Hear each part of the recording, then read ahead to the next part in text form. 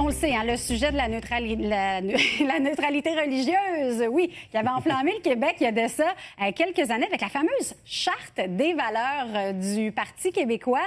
Et là, le sujet, oui, revient à l'Assemblée nationale, mais cette fois-ci, c'est sous la vision du gouvernement libéral.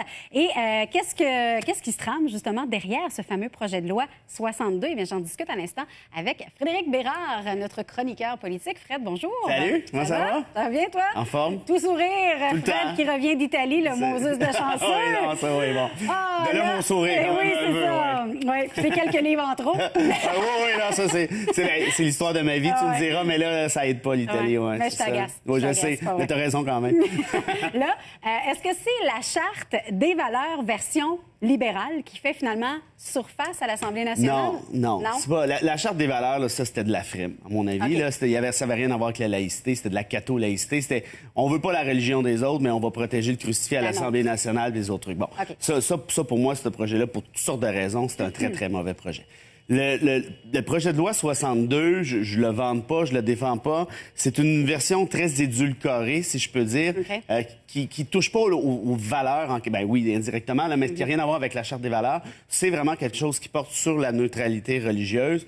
Il y a des versions... C'est une version peut-être un peu timide, disent les partis d'opposition, mais là, c'est pas surprenant. Ouais, t'as le Parti québécois, bon, Jean-François Lisée qui avait appuyé la Charte des valeurs, gros comme le bras à l'époque. T'as la CAQ qui surfe là-dessus aussi, donc c'est certain qu'ils vont critiquer. Essentiellement, qu'est-ce que le projet de loi propose? Qu'est-ce que les libéraux proposent? C'est simple, c'est que les services publics au Québec sont offerts et sont reçus à visage découvert. Ouais. Ce qui exclut la burqa, ce qui exclut le niqab. Donc, évidemment, il n'y aura pas d'employés qui porteront la burqa et le niqab, et ça donne bien, parce qu'il n'y en a pas, de toute façon, on s'entend, là.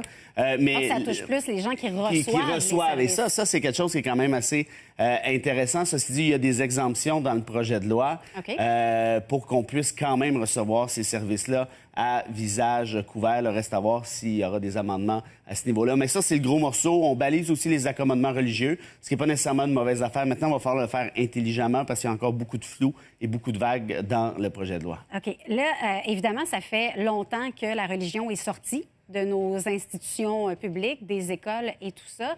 Est-ce qu'on devrait encore aller plus loin, selon toi? Bien, écoute, quand on dit ça, on dit que le Québec est laïque.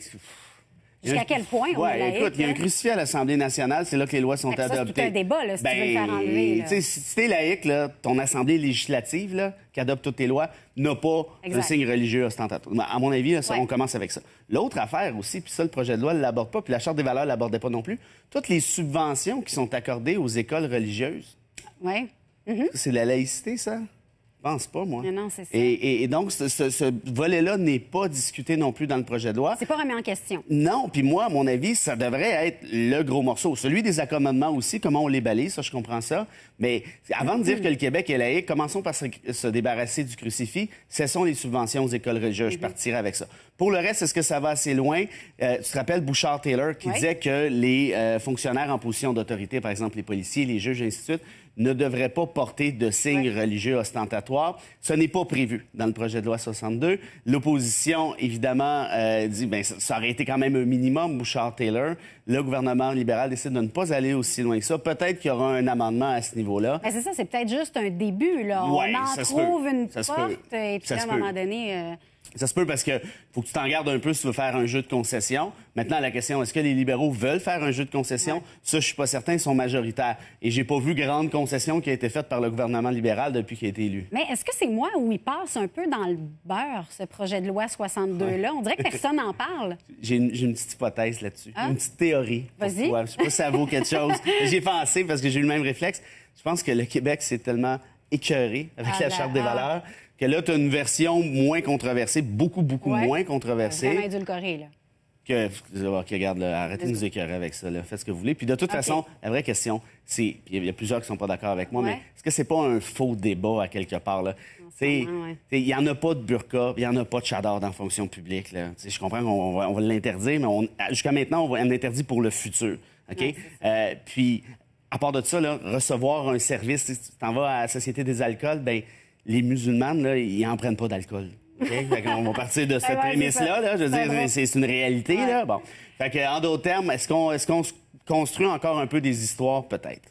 c'est presque terminé, mais je veux t'entendre sur l'entrée à titre de nouveau chef du Parti québécois, Jean-François Lisée. Il fait comme d'habitude. Il fait de la stratégie. Les convictions changent, tout le temps ça se promène, mais il fait de la stratégie. Regarde ce que fait Québec solidaire avec Verdun en disant on devrait proposer un candidat commun. Je dis pas que l'idée est mauvaise, mais là, il force le Québec solidaire à se braquer, puis dire qu'est-ce qu'on fait avec ça? Puis ils disent non. Et là, qui passe pour ceux qui ne collaborent pas pour renverser le bras? C'est Québec solidaire. Pour ça, Jean-François Lisée, c'est un excellent stratège, ça, je lui donne. Mais c'est tout ce que je lui donne pour tout de suite. Ah oui? Oui, pas plus. C'est assez, là. Parfait. Ben là, j'ai l'impression que... Une autre fois. Oui. OK, les émotions sortent.